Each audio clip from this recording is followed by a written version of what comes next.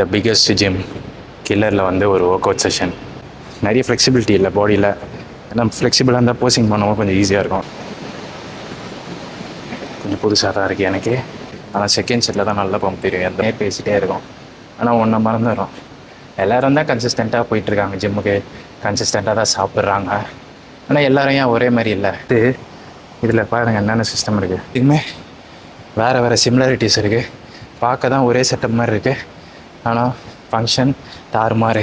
அந்த machine functionality அவங்க மூஞ்ச பார்த்தாலே உங்களுக்கு தெரியும், மேட்ச் பண்ணியிருப்பாங்க. ஸோ இது ஃபுல்லாக மெட்டல் தான். கொஞ்சம் கஷ்டமாக தான் இருக்குது. கில்லர்ஸில் வந்து கில் பண்ணாமல் இருந்தால் கரெக்டாக இருக்காது, அதனால் கில் பண்ணுறோம். டிசிப்ளின் நம்ம யார் போட்டாங்களோ இல்லையோ நம்ம போடுறத ரீஆக்ட் பண்ணுறது. ஒருத்தர் பண்ணால் அதை பார்த்துட்டு இன்னொருத்தரும் அதை பண்ணுவார். நம்ம 10,000 சப்ஸ்கிரைபர்ஸ் வந்துட்டோன்னா உங்களுக்காக ஒரு சர்ப்ரைஸ் கிஃப்ட் ஆச்சு. சர்ப்ரைஸ் கெஸ்ட்டை கூட்டின்னு வர போகிறேன். லீடர் இதே சீரீஸு, ஆனால் இது ப்ரோ. இதோட முன்னாடி சீரீஸில் இது போட்டிருக்கேன். செம்மையாக ஃபங்க்ஷன் ஆகும். இன்ஃப்ளைனுக்கு க்ரியேட்டிவிட்டியை இதில் கூட காமிச்சிருக்கேன். பாருங்கள், பார்த்தாலே இந்த ஃபீஸ்லாம் நீங்கள் பார்க்க மாட்டீங்க. ஏன்னா எல்லா மிஷின்ஸும் பர்ஃபெக்டாக இருக்குது. நான் அவ்வளோதான். ஃபீஸ் கேட்டிருந்தீங்க, ஃபீஸ் பற்றி சொல்லியாச்சு.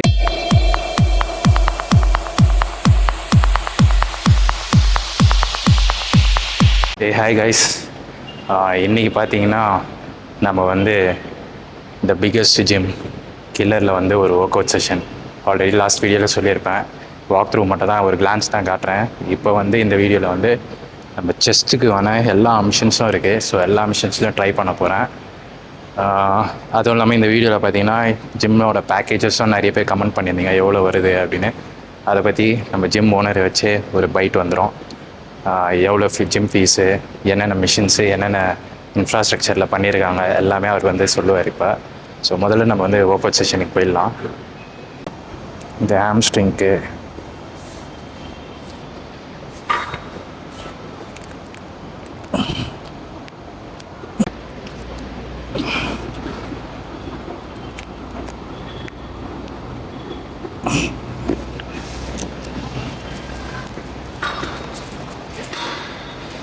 அதுவும் இல்லாமல் இப்போ வந்து மொபிலிட்டி சீரீஸ் ஏன் ஆரம்பிச்சிருக்கேன்னா, நிறைய ஃப்ளெக்சிபிலிட்டி இல்லை பாடியில்.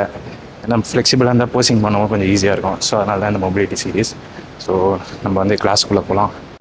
டக் சவுண்ட்லாம் வருது, அதுக்கு தான் மொபிலிட்டி இப்போ பண்ணுறதே. நம்ம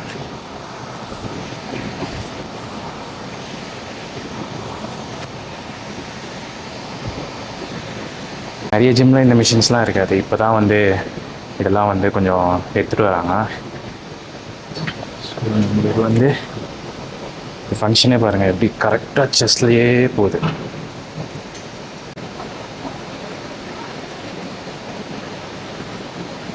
கொஞ்சம் புதுசாக தான் இருக்குது எனக்கு. Okay, let's go. அவ்வளோதான், இவ்வளோ தான் போகுது மிஷினு. இதுக்கு மேலே போச்சுன்னா நம்ம ரியல் டெல்ட்டில் ஃபங்க்ஷன் ஆகுன்ட்டு கரெக்டாக அந்த ஃபங்க்ஷன் வச்சுருக்காங்க. இவ்வளோ தான் போகணுன்ட்டு. ஸோ போடலாம் 20 reps.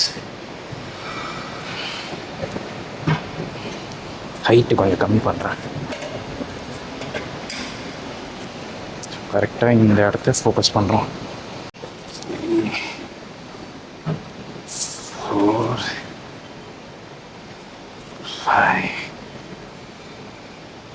6 2 3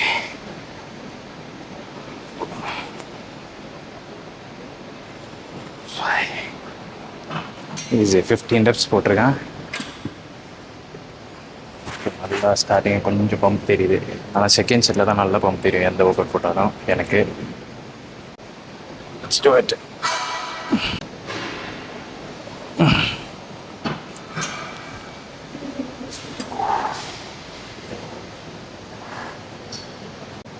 அங்கே மட்டும் அந்த சோர்னஸ் தெரியுது பாரு, இல்லை அங்கே மட்டும் அந்த சோர்னஸ் தெரியுது, அந்த ஃப்ளாட்டில் மட்டும்.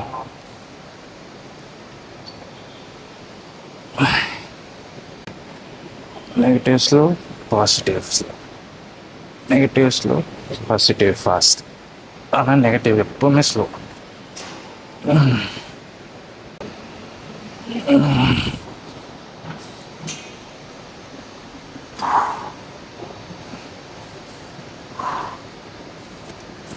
ஜஸ்ட் பாருங்க, நல்லா 3வது செட்டுக்கு நல்லா பம்ப் ஆயிடுச்சு. So let's go.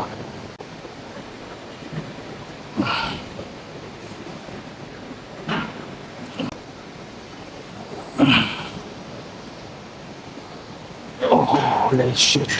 Oh, fuck. Oh. Just that.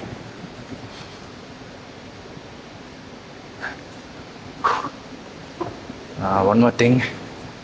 நம்ம வந்து நிறைய வீடியோவில் வந்து கன்சிஸ்டன்சினே பேசிகிட்டே இருக்கோம். ஆனால் ஒன்றை மறந்துடும். எல்லோரும் தான் கன்சிஸ்டண்ட்டாக போயிட்டுருக்காங்க ஜிம்முக்கு, கன்சிஸ்டண்ட்டாக தான் சாப்பிட்றாங்க. ஆனால் எல்லோரும் ஏன் ஒரே மாதிரி இல்லை? ஒருத்தர் ஸ்கின்னியாக இருக்கார், ஒருத்தர் ஃபேட்டாக இருக்கார். அது ஏன்? அப்புறம் தான் எனக்கே புரிஞ்சுது, இந்த கன்சிஸ்டன்சி மேட்டர் இல்லை. நம்ம லிமிட்டை தாண்டி பியாண்டாக புஷ் பண்ணணும். அதை பண்ணும்போது தான் நம்மளுக்கு அந்த 100 பேருக்கு மேலே நம்ம ஒருத்தராக தெரியும். ஸோ கன்சிஸ்டன்சி மட்டும் பத்தாது, கன்சிஸ்டன்சியும் வேணும், கூட லிமிட்டை தாண்டி புஷ் பண்ணுற அளவுக்கு நமக்கு மைண்ட் செட்டும் வேணும். நம்ம ஃப்ளாட்டை ஃபோக்கஸ் பண்ணி ஒரு வேரியேஷன் போட்டோம். செகண்ட் வந்து நம்ம ஃப்ளாட்டும் இன்க்ளைண்டும் கன்ஜாயின் பண்ணுற மாதிரி ஒரு ஒர்க் அவுட்டோட தான் இந்த மிஷின் வந்திருக்கோம். இதில் பாருங்கள் என்னென்ன சிஸ்டம் இருக்குது. ஸோ நம்ம இப்படி கால் வச்சு ப்ரெஸ் பண்ணாலே மேலே வரும். நம்ம வந்து ப்ரெஷர்லாம் கொடுக்க வேணாம். இது நிறைய சில ஜிம்ஸில் இருக்குது. ஆனால் என்ன சொல்கிறது, வீடியோஸில் பார்த்துருப்போம். இப்போ நம்ம ஏரியாவிலே இந்த ஜிம்லேயும் இருக்கோம். ஸோ ப்ரெஷர் கொடுத்துட்டு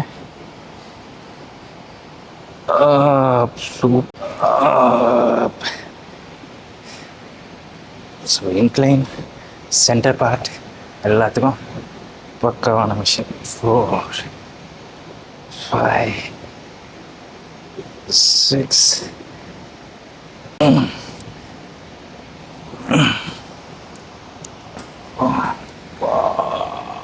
ஐயோ செம்மையாக வலிக்குது. லெக்கும் அதுக்கும் என்ன மேட்டர்னா, அது ஒயிட்டில் வந்து ப்ரெஸ் பண்ணுறோம், இது க்ளோஸ் கிரிப். ஸோ ஜஸ்ட்டு நல்லா கன்ஜாயின் பண்ணுறோம். ஸோ ரெண்டுத்துக்குமே வேறு சிமிலாரிட்டிஸ் இருக்குது. பார்க்க தான் ஒரே செட்டப் மாதிரி இருக்குது, ஆனால் ஃபங்க்ஷன் தாறுமாறு. ஒரு நியூபியாக இருந்தால், ஒரு பிகினராக இருந்தால் அந்த மிஷின் ஃபங்க்ஷனாலிட்டி அவன் மூஞ்ச பார்த்தாலே உங்களுக்கு தெரியும் எவ்வளோ கஷ்டமாக இருக்குன்ட்டு. அவனும் இப்போ ஒரு 3 மாதமாக ஒரு ஜிம் வரான் என் கூட ட்ரைனிங்க்கு.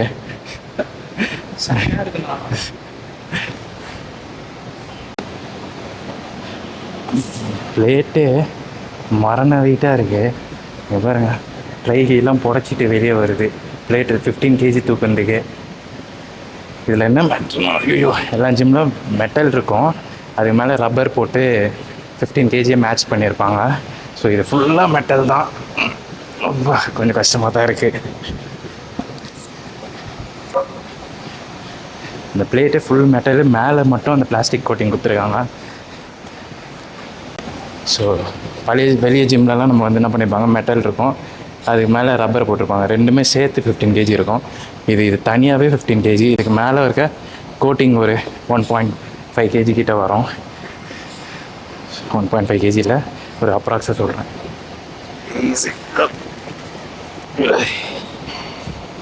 பழக்க தோசை இதை அமுக மறந்துட்டேன்.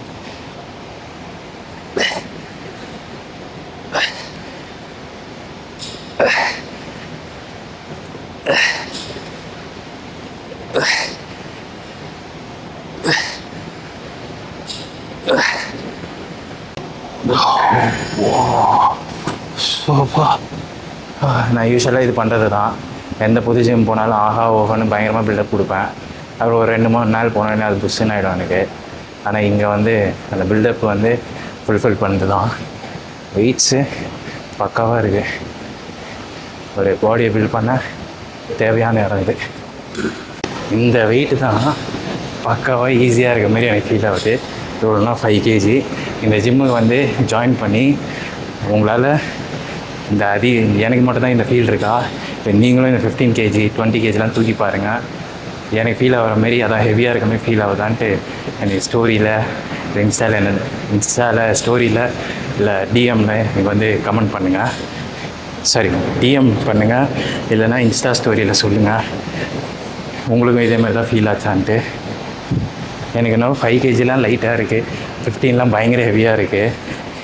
நான் வந்து சாலிடாக அந்த ஜிம்லலாம் 50 கேஜி போடுவேன். இங்கே 15, 30, 35 கேஜிக்கு கஷ்டமாக இருக்குது எனக்கு. ஆனாலும் பரவாயில்ல, லெட்ஸ் கில் இட். கில்லரில் வந்து கில் பண்ணாமல் இருந்தால் கில்லர்ஸில் வந்து கில் பண்ணாமல் இருந்தால் கரெக்டாக இருக்காது, அதனால் கில் பண்ணுறோம்.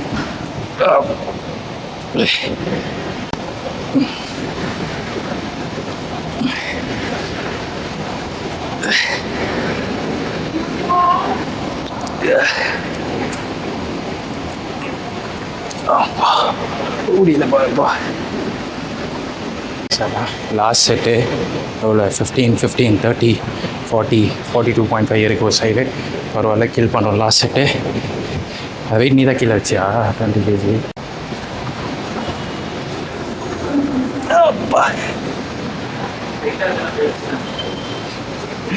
அப்படி வைக்காது எப்பவுமே கீழெல்லாம்.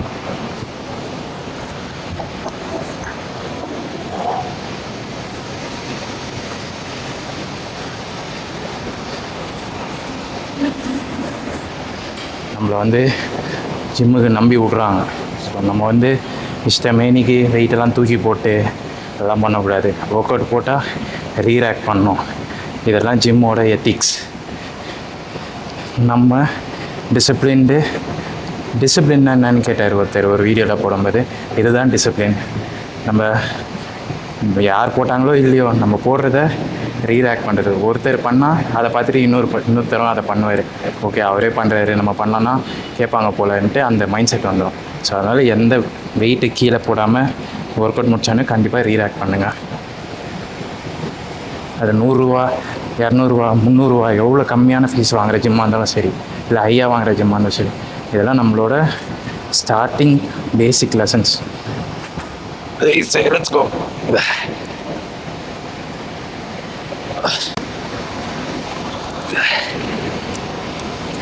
ஓ, ஃபஸ்ட்டு வெளியே வந்துட்டான். பார்த்தல 45 கேஜி, 40யா, 30, 10, 40, 42.5 அசால்ட் பண்ணேன்.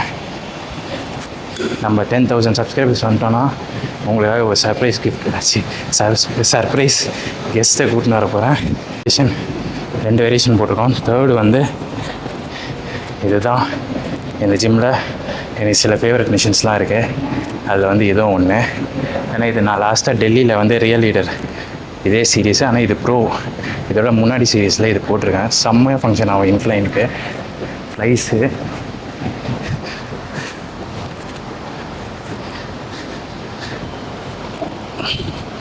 பர்ஃபெக்ட் மிஷினாக இருக்கும் இது.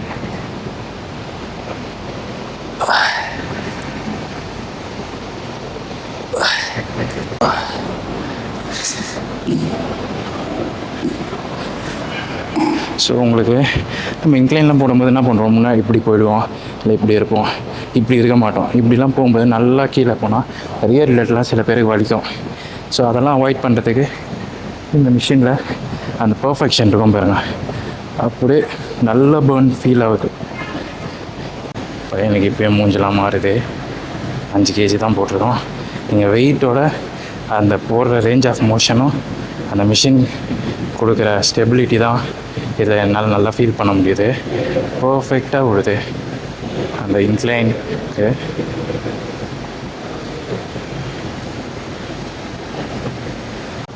Second set 7.5.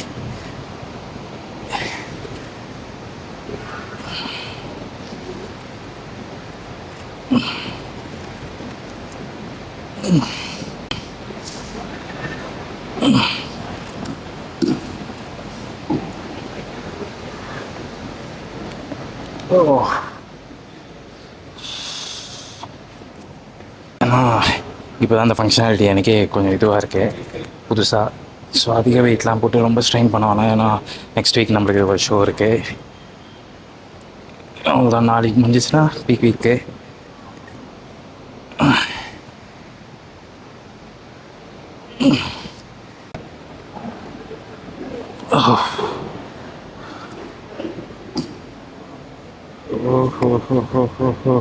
One more set. Last set. 10 kg. Ton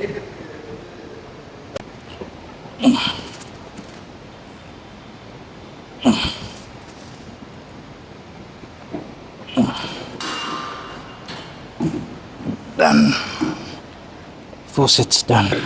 வந்து லாஸ்ட்டு வேரியேஷனாக இருக்கும் டிக்ளைன் ப்ரெஸ்ஸு, அது முடிச்சுட்டு 2 செட்டு டிப்ஸ், அவ்வளோதான். ஸோ யூனிலேட்ரல் மிஷினில் டிக்ளைன் ஃபோக்கஸ் பண்ண போகிறோம் 10 kg.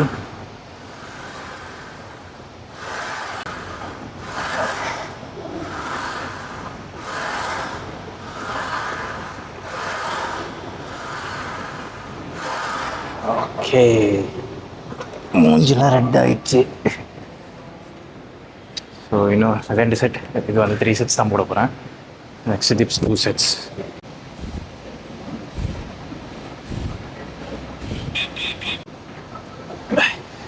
Let's go second set.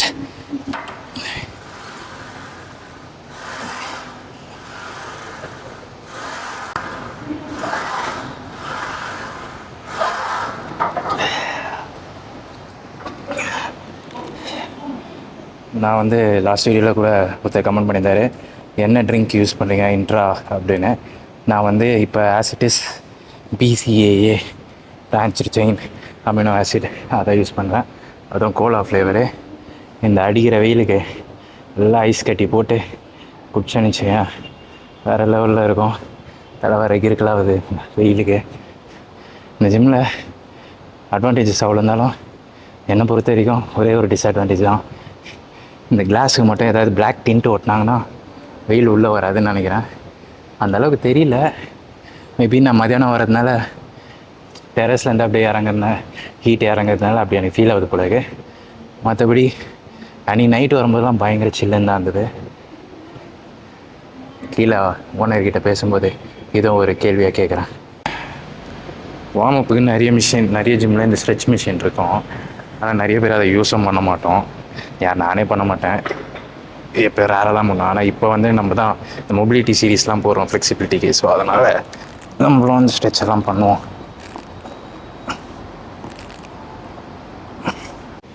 So last set.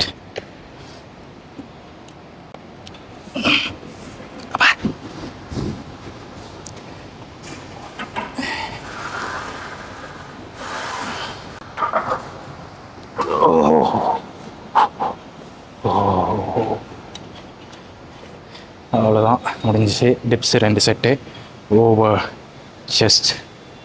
So இதுக்கே செஸ்ட்டு சும்மா பண்ண மாதிரி ஆயிடுச்சு. லாஸ்ட்டில் காட்டுறேன் டிப்ஸை முடிச்சுட்டு.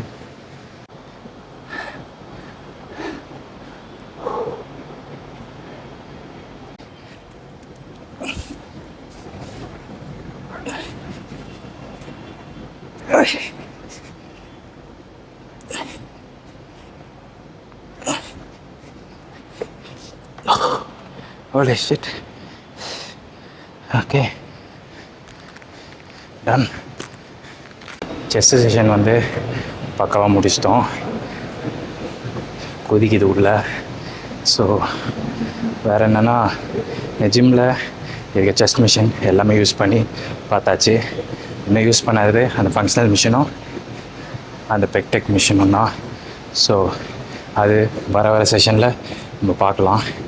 அடுத்தது பேக்கு, லெக்ஸு எல்லாமே ட்ரெயின் பண்ண போகிறோம். நெக்ஸ்ட்டு அப்படியே போயிட்டு ஓனரை கூப்பிட்டு அவர்கிட்ட நீங்கள் என்கிட்ட கேட்ட டவுட்ஸ் எல்லாம் அவர்கிட்ட நான் கேட்குறேன்.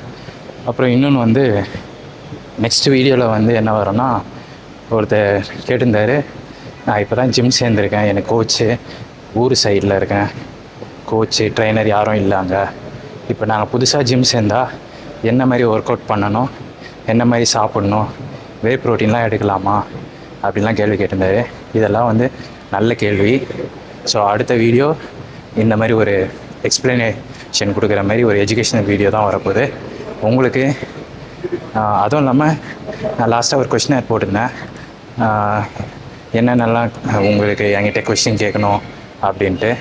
ஸோ அதுவும் நீங்கள் கேட்டிருந்தீங்க. அதில் எப்படி எவ்வளோ நாள் நீங்கள் பல்கிங் பண்ணீங்க அதெல்லாம் கேட்டிருந்தீங்க. அதுவும் ஒரு வீடியோ தனியாகவே போடுறேன். ஏன்னா கொஞ்சம் நிறைய கொஸ்டின்ஸ் இருந்திருக்கு, எல்லாமே நான் ஆன்சர் பண்ணுறேன். இதுலேயே ஒரு கலைநுட்பம் வச்சுருக்காங்க. ரெஸ்ட் ரூம் வந்து இது 2 தான். ஆம்பளை ஃபோட்டோ போட்டுருக்குது மென்ஸு, லேடிஸ் ஃபோட்டோ போட்டுருக்குது ஃபீமேலு. இதெல்லாம் நம்ம அறிவு கண்ணுக்கு தெரியணும். இதே நான் கண்டுபிடிக்கல, அவன் தான் கண்டுபிடிச்சி சொன்னான். அப்புறம் நோட் பண்ணால் தான் தெரியுது. க்ரியேட்டிவிட்டியை இதில் கூட காமிச்சிருக்கான். ஓகே, நான் வந்து சொன்ன மாதிரி ஜிம்மோட ஓனர் அதான் வெங்கட் பிரதரை வந்து கூப்பிட்டு வந்து ஒரு இன்டர்வியூ மாதிரி பண்ணலாம். இதுக்கு எப்படி இந்த ஜிம்மோட ஐடியா வந்தது, இந்த மிஷின்ஸ்லாம் எப்படி செலக்ட் பண்ணிங்க, அதெல்லாம் கேட்கலான்னு பார்த்தேன். அவர் வந்து கொஞ்சம் பிஸியாக இருக்கார் ஒரு கிளைண்ட்டோட. ஸோ நம்ம வந்து டிஸ்டர்ப்லாம் பண்ணக்கூடாது. அதனால் நீங்கள் கேட்ட மாதிரி ஜிம் ஃபீஸ் வந்து ஸ்ட்ரக்சர் வாங்கினேன்ட்டேன். ஜிம்மு பார்த்தீங்கன்னா 12 மந்த்ஸ்க்கு 30,000, 6 மந்த்ஸுக்கு 18,000, 3 மந்த்ஸ்க்கு 12,000. இது வந்து நார்மல் ரேட்டு.